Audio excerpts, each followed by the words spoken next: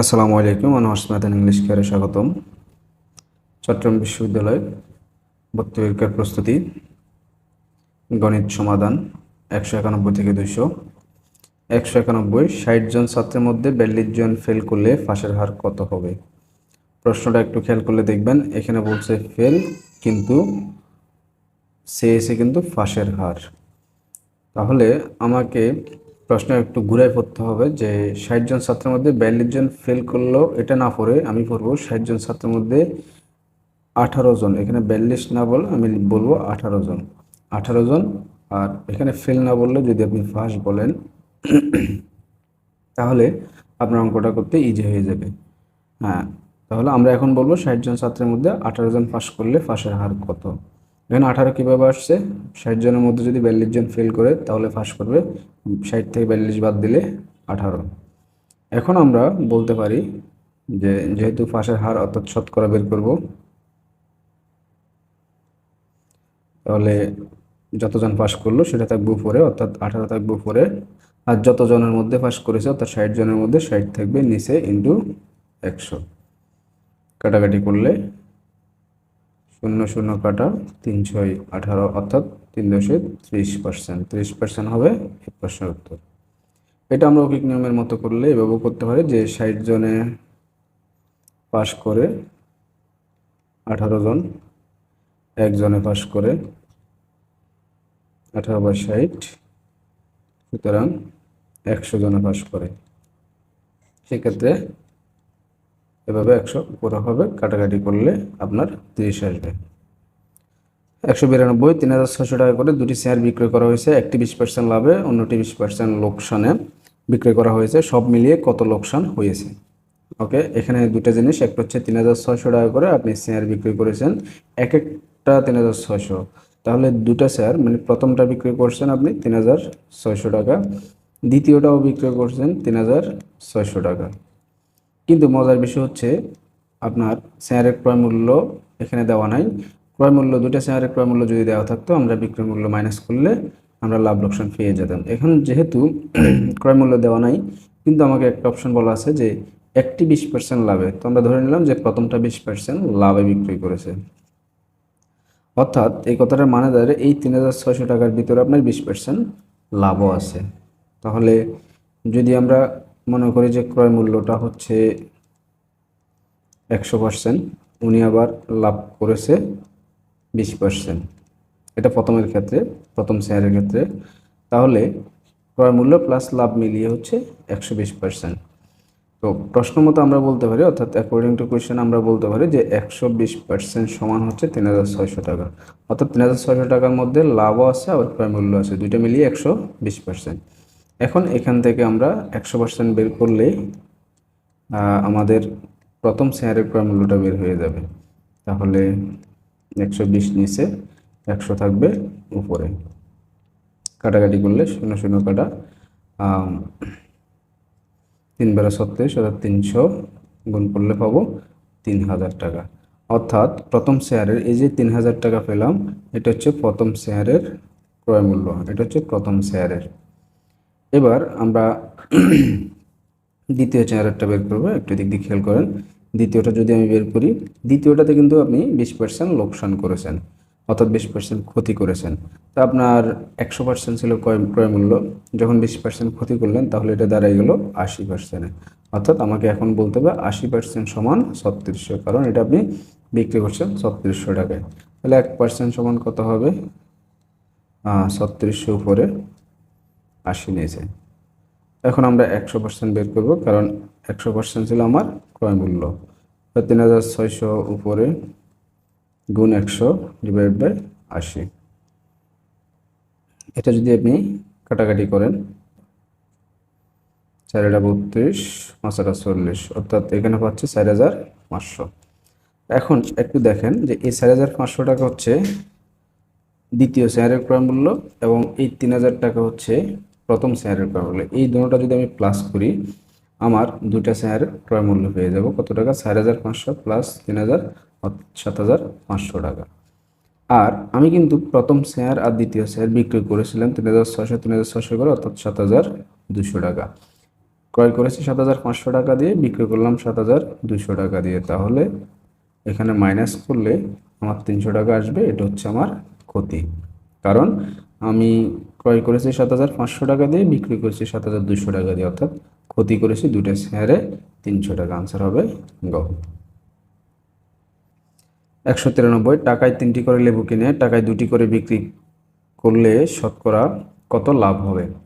এখানে দেখেন, এখানেও টাকায় এখানেও টাকায়, অর্থাৎ 1 টাকায় 3টা করে লেবু কিনে 1 টাকায় 2টা করে বিক্রি করেছে। এরকম যখন টাকার মান সমান থাকবে সেক্ষেত্রে আমরা একটা সূত্র অ্যাপ্লাই করে শর্টকাট অঙ্কটা করব। যেমন লাভ সমান আপনাকে লিখতে হবে, যেহেতু লাভ করেছে সেক্ষেত্রে আপনাকে আগে ক্রয়ের পরিমাণ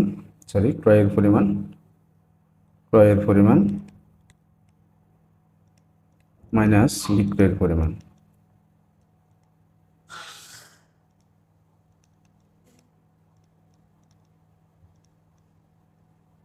ডিভাইডেড বাই বিক্রয়ের পরিমাণ, এই সূত্রটা অ্যাপ্লাই করবেন। অন্যথায় রিটার্ন করতে গেলে আপনার অনেক লম্বা করে অঙ্কটা করতে হবে, সময় বেশি লাগবে। ইন্টু 100 দিতে হবে, কারণ এটা শতকরা বের করব। তাহলে এখানে দেখেন, ক্রয় করছিলাম আমি 3টা, 3 মাইনাস বিক্রি করছি আমরা 2টা করে 2, আর বিক্রি পরিমাণ হচ্ছে 2 ইন্টু 100। এখন আমরা কাটাকাটি করলে 50 পাবো, সমান সমান হচ্ছে 50%। আনসার হচ্ছে ক। 194, একটি মোটরসাইকেল 12% ক্ষতিতে বিক্রি করা হলো। যদি বিক্রি মূল্য 1200 টাকা বেশি হতো তাহলে 8% লাভ হতো। মোটরসাইকেলের ক্রয় মূল্য কত? 12% ক্ষতিতে বিক্রি করলে, 12% ক্ষতিতে বিক্রি করেছে। আচ্ছা, আমাদের টোটাল প্রথমত ক্রয় মূল্য হচ্ছে 100%। যে কোনো জিনিসের ক্রয় মূল্য কত থাকে? 100%। এখন আপনি যখন 12% ক্ষতি করছেন তাহলে 12% কমে যাবে, তাহলে আর যেটা থাকবে সেটা হচ্ছে 88%। ওকে, যদি বিক্রি মূল্য 1200 টাকা বেশি হতো তাহলে 8% লাভ হতো। যদি 8% লাভ হতো তাহলে আমাদের ক্রয় মূল্য হচ্ছে 100%, যদি 8% লাভ করি সেটা হবে 108%, অর্থাৎ বিক্রয় মূল্য হবে 108%। এটা হচ্ছে প্রথম বিক্রয় মূল্য, এটা হচ্ছে দ্বিতীয় বিক্রয় মূল্য। এখন এই দুইটার পার্থক্য কখন হবে? যখন বলছে 1200 টাকা আপনার বেশি হবে। তাহলে আমরা এই দুইটার যে পার্থক্য, অর্থাৎ অ্যাকর্ডিং টু কোয়েশ্চেন আমরা এটা বলতে পারি 108% মাইনাস 88%, এই দুইটার পার্থক্য হচ্ছে 1200 টাকা। তাহলে 108 থেকে 88% গেলে আর আমার থাকবে 20%। আমরা 20% সমান 1200 বলতে পারি। এখান থেকে এখন 1% সমান বের করব, 1200 ডিভাইড বাই 20। 100% যদি আমি বের করি তাহলে আমার ক্রয় মূল্য বের হয়ে যাবে। তাহলে 1200 ইন্টু 100 উপরে যাবে, 20 নিচে থাকবে, 0 0 কাটা 60, তাহলে গুণ করলে আমি পেয়ে যাব 6000 টাকা। আনসার হবে ক। 195, সাকিবের 10 ইনিংসে রানের গড় 45.5, 11তম ইনিংসে কত রান করলে সব ইনিংস মিলে তার রানের গড় হবে 50। প্রথমত 10 ইনিংসে রানের গড় বলছে 45.5, তাহলে 10 ইনিংসের মোট রান কত হবে? 10 ইনিংসে যদি গড় 45.5 হয় তাহলে মোট হবে, আমরা জানি গড়কে সংখ্যা দিয়ে গুণ করলে মোট বের হয়, তাহলে 45.5কে 10 দিয়ে গুণ করলে বের হবে 455 রান, অর্থাৎ 10 ইনিংসে তিনি 455 রান করেন। 11তম ইনিংসে রান করলে তার গড় দাঁড়াবে 50। তাহলে আমরা এটা বলতে পারি এখানে 11 ইনিংসে মোট হবে রান কত রান, যেহেতু গড় 50 তাহলে গুণ করতে হবে 11 দিয়ে, কারণ এখানে 11তম ইনিংস অর্থাৎ একটা ইনিংস বেশি খেলেছে, সেই ক্ষেত্রে 50কে 11 দিয়ে গুণ করলে হয় 550। প্রশ্নে বলা আছে যে 11তম ইনিংসে কত রান করলে, তাহলে দেখেন এই 450 হচ্ছে 10 ইনিংস পর্যন্ত। 11তম ইনিংস যখন খেললো তখন তার রান দাঁড়িয়ে গেলো 550। তাহলে 455 থেকে 550-এ যাইতে যেটা বেশি লাগছে, অর্থাৎ 550 থেকে আমি 455 বিয়োগ করলে যেটা পাবো সেটাই হচ্ছে আমার আনসার, অর্থাৎ 11তম ইনিংস এসে 95 রান করে। আনসার হবে 95। 196, নিচের কোনটি বৃহত্তম সংখ্যা? এই ধরনের অঙ্ক করার ক্ষেত্রে, অর্থাৎ ভগ্নাংশের বৃহত্তম এবং ক্ষুদ্রতম সংখ্যা অঙ্ক করার ক্ষেত্রে আপনারা যদি ক্যালকুলেটর ইউজ করতে দেয় ক্যালকুলেটর ইউজ করে অঙ্কটা করে ফেলবেন, আর যদি ক্যালকুলেটর ইউজ করতে না দেয় সেক্ষেত্রে আপনি একটা টেকনিক ফলো করবেন। সেটা হচ্ছে আপনি সবসময় হরের চেয়ে লবটা বড় করে ফেলবেন। যেমন এখানে 20 হচ্ছে হর, লব হচ্ছে 1। আমি কিন্তু এখানে যদি সব জায়গায় একটা একটা শূন্য দিই তাহলে এখানে লবগুলো বড় হচ্ছে না, তাহলে আমি 2টা শূন্য দিই, অর্থাৎ সব জায়গায় এক জায়গায় তো আনলে হবে না, আনলে সব জায়গায় আনতে হবে। তাহলে সব জায়গায় দেখেন আপনার কত দাঁড়ায় গেল, উপরে 100। এবার আপনি কাটাকাটি করেন, দেখেন কোনটা বড় হয়। 20কে 100 দিয়ে কাটলে আপনি পাবেন 5, 16কে 100 দিয়ে কাটলে আপনি 6 16 96, 6 দশমিক সামথিং পাবেন। 15কে 100 দিয়ে কাটলে 6 15 90, একটু সামথিং পাবেন। আর 12কে 100 দিয়ে কাটলে 8 12 96, 8 দশমিক সামথিং পাবেন। তাহলে এখন দেখেন প্রথমটা 5, এটা 6 হচ্ছে একটু বড়, এটা 6 হচ্ছে একটু বড়, এটা 8 হচ্ছে একটু বড়। আমাকে বলছে বৃহত্তম কোনটা, তাহলে 5 6 8, আমি তো যদি দশমিকের পরগুলো হিসাব নাও করি, আমার এখানে আমি দেখতে হচ্ছে 8 বড়, অর্থাৎ 8 বড় মানে হচ্ছে এটাই বড়। তাহলে আপনি কি করবেন, লবটা বড় করে ফেলবেন। লব শূন্য একটা দিয়ে পারেন আর 2টা দিয়ে পারেন, লব বড় করার পরে তারপর কাটাকাটি করবেন। 197 সেম, আমি লব বড় করব। তাহলে শূন্য একটা দিলে আমি দেখতে পাচ্ছি সব জায়গায় লব বড় হয়ে যাচ্ছে, একটাই দিব। এবার আমি কাটাকাটি করব, 3কে 20 দিয়ে কাটলে 318, 6 পয়েন্ট সামথিং। 4কে 30 দিয়ে কাটলে 4 7 28, 7 পয়েন্ট সামথিং। 5 8 40, আর হচ্ছে 6 7 42, 7 7 49, অর্থাৎ 7 পয়েন্ট সামথিং। আমি দেখতে পাচ্ছি এখানে 6 7 8 7, এগুলোর মধ্যে 8টা হচ্ছে বড়, সেজন্য এটাই হচ্ছে বৃহত্তম। 198, কোনো বিদ্যালয়ে গণিতে 75%, ইংরেজিতে 45% পরীক্ষার্থী কৃতকার্য হয়েছে। যদি উভয় বিষয়ে 30% পরীক্ষার্থী কৃতকার্য হয়ে থাকে, তবে উভয় বিষয়ে শতকরা অকৃতকার্য হয়েছে কতজন? এই অঙ্কগুলো সাধারণত আমরা ব্যানচিত্রের মাধ্যমে করার চেষ্টা করি, ব্যানচিত্র করলে সহজ হয়। অর্থাৎ এখানে 2টা বৃত্ত, একটা হচ্ছে গণিতের জন্য, এখানে পুরোটা হচ্ছে গণিতের লোকগুলো থাকবে, অর্থাৎ গণিতের শিক্ষার্থীরা থাকবে, এটা হচ্ছে গণিত অর্থাৎ ম্যাথ। আর আরেকটাতে ইংরেজি থাকবে, অর্থাৎ এখানে এটা এভাবে দিব ইংরেজি, এটা হচ্ছে এর জন্য। এই পুরোটার ভিতরে ইংরেজি থাকবে, কিন্তু এটা একটার ভিতরে কেন ঢুকাই দিলাম, সেটা হচ্ছে আপনারা দেখেন প্রশ্নে বলা আছে উভয় বিষয়ে 30%, অর্থাৎ ম্যাথের এবং ইংলিশের কিছু কিছু শিক্ষার্থী 2টাতে পাস করছে, এই 2টা হচ্ছে এই অংশটা, এই অংশটা হচ্ছে 2টা, এই যে কমন অংশটা এটা হচ্ছে 2টাতে। এখন জাস্ট আমরা মানগুলো বসাবো। মান কিভাবে বসাবো দেখেন, প্রথমে বলা ছিল এই বিদ্যালয়ে গণিত 75%, দ্বিতীয় বলা ছিল ইংরেজিতে 45%, পরে বলা আছে উভয় বিষয়ে 30%। আগে আমরা উভয়টা দিয়ে শুরু করব। উভয় যেহেতু এই কমন জায়গাটা, এই জায়গাটা হচ্ছে কমন জায়গা, তাহলে এখানে আমরা 30% বলছে 30 দিই, ওকে। কিন্তু দেখেন ম্যাথে বলা ছিল 75%, এই পুরা অংশটা ছিল আপনার 75%, অ্যান্ড 75 থেকে আপনার কিছু অংশ অর্থাৎ 30 এখানে ঢুকে গেল। ঢুকে যাওয়ার পর আর যে এই যে অংশটা দেখতে পাচ্ছেন এখানে আর 75 নাই, তাহলে এটা হবে 75 মাইনাস 30, অর্থাৎ আপনার আছে আর 45, এই জায়গাটাতে আছে 45%, পার্সেন্ট দিতে পারেন, সমস্যা নেই। এবার আসেন ইংরেজিতে সেম অবস্থা, ইংরেজিতে ছিল টোটাল ছিল 45, এখন আর 45 নাই, 30 এটার ভিতরে ঢুকে গেল, অর্থাৎ 45 মাইনাস 30, তাহলে এখানে পাবেন আর 15, অর্থাৎ এই অংশটা হচ্ছে 15।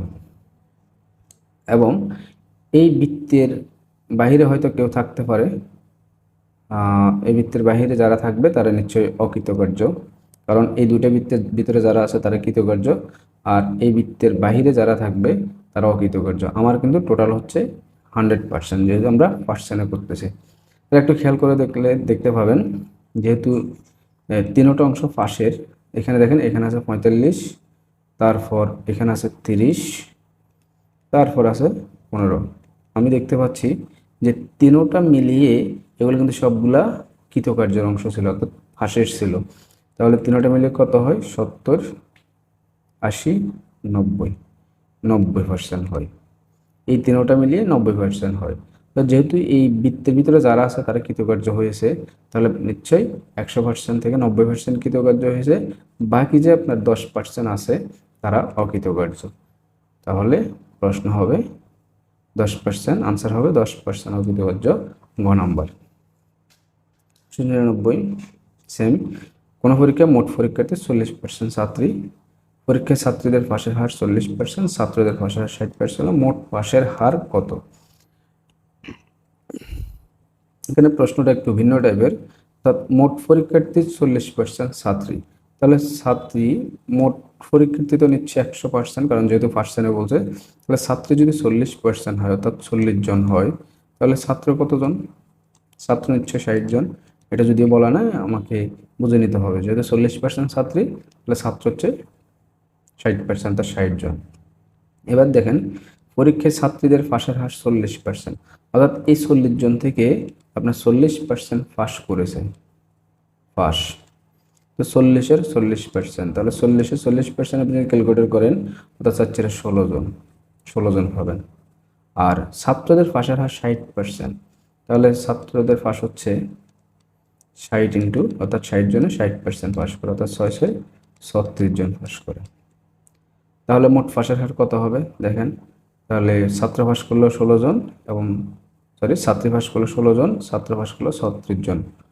টোটাল কতজন হবে তাহলে? 30, 40, 6, 12, 52%, অর্থাৎ টোটাল পাশের হার হচ্ছে 52%।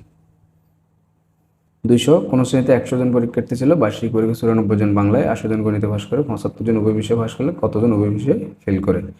এর আগে আমরা এরকম একটা অঙ্ক করেছি, তাহলে এখানে একটা বৃত্ত দিব আমি বাংলার জন্য, এটা বাংলা, আর একটা বৃত্ত দিয়ে আমি গণিতের জন্য অর্থাৎ ম্যাথের জন্য। দুইটার কিছু কমন অংশ থাকবে, এই জায়গাটা হচ্ছে কমন অংশ। এখানে বলছে 75 জন উভয় বিষয়ে পাস করতে হচ্ছে, এটা হচ্ছে উভয়টার, এখানে আমি দিব 75। কিন্তু আমার বৃত্তের বাইরে কিছু লোক থাকতে পারে, কারণ বৃত্তেতে যারা আছে তারা পাস করবে, আর বৃত্তের বাইরে যারা থাকবে তারা ফেল করবে। আর বৃত্তের বাইরে অর্থাৎ পুরো গড়টা হচ্ছে 100, যেহেতু আমাকে 100 জন পরীক্ষার্থী আছে বলেছে।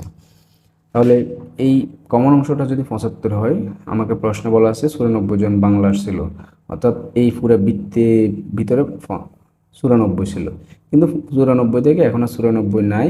এই যে সাদা অংশটা এটা বাদে, যে এখানে যে সাদা অংশটা দেখেন এগুলা, এটা 94 জন এখন নাই, 94 থেকে 75 এটার ভিতরে চলে গেল, তাহলে আর থাকবে 19 জন এই বাইরে থাকবে। আবার গণিতে 80 জন, এখানে পুরোটাতেই 80 জন ছিল, এখন আর 80 নাই, 80 থেকে 75 এখানে ভিতরে চলে গেল, আর আছে এখানে আছে 5 জন, তো এখানে 19, তারপর হচ্ছে উভয় 75, আর শুধু গণিত এটা হচ্ছে 5, টোটাল মিলে কত হয়? এরা কিন্তু পাস করেছে, তাহলে 80, 90, 99, এই 99 জন কিন্তু পাস করে ফেলেছে, কারণ এই 3 জন কিন্তু বৃত্তের ভিতরে আছে, অর্থাৎ পাস করেছে। আর আমাদের টোটাল পরীক্ষার্থী ছিল 100 জন, তাহলে 100 জন ছিল, 99 জন পাস করেছে, আর ফেল করেছে নিশ্চয়ই 1 জন। তাহলে আমাকে উভয় বিষয়ে ফেল করেছে কয়জন? 1 জন। আনসার হবে গ। ধন্যবাদ পাশে থাকার জন্য।